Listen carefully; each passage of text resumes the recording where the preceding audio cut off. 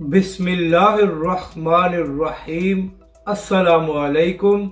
आप देख रहे हैं यूट्यूब चैनल आम सी बातें। इमरान खान साहब सिर्फ शहबाज गिल नज़र आता है।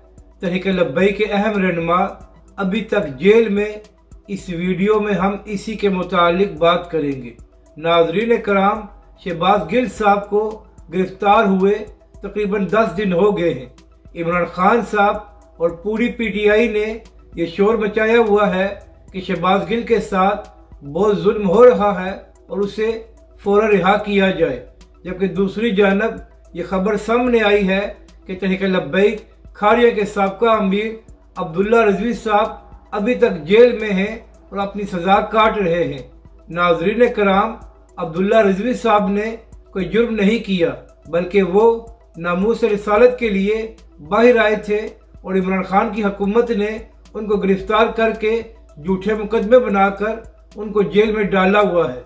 तो इसी हवाले से बैरिस्टर खिदर साहब ने ऐलान किया है कि वो खुद अब्दुल्ला रिजवी साहब का केस लड़ेंगे और इंशाअल्लाह उनको बहुत जल्द रिहा करा लेंगे। इमरान खान साहब, शहबाज गिल ने तो फिर भी पाक फौज के बारे में मुतनाज़ा बयान दिया था, जिसकी वजह से उसको गिरफ्तार किया हुआ है। जबकि अब्दुल्ला रिजवी साहब को आपकी हुकूमत ने इसलिए गिरफ्तार किया था कि वो नामूस रिसालत के लिए बाहर आए थे। तो इमरान खान साहब शहबाज गिल के लिए बात करते हुए आपको थोड़ी शर्म आनी चाहिए कि आपने तहरीक लब्बैक पाकिस्तान और अल्लामा साद हुसैन रिजवी के साथ क्या किया था।